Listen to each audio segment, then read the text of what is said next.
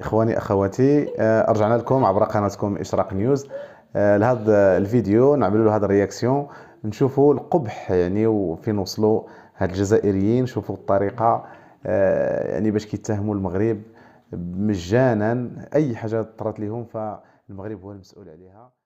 أنا نظن اليوم ونقولها يعني بصراحة أنه رئيس الاتحاد المغربي لكرة القدم عمل كل ما في وسعه باش الجزائر ما تدخلش للمكتب التنفيذي. هذه قناعتي أنا، أنه عمل أقنع أعضاء الجمعية العامة باش الجزائر ما تكونش موجودة في المكتب التنفيذي. مفضل العلاقة تاعو مع الاتحاد الليبي لكرة القدم اللي موجود معاه في المكتب التنفيذي، يعني باش ما يخلوش الجزائر يعني تقتحم ولا جزء. يمدوا دراهم كبار، يقولوا مدوا مبلغ 8 ملايين دولار لإزاحة الجزائري محمد الرضاوي من المكتب التنفيذي.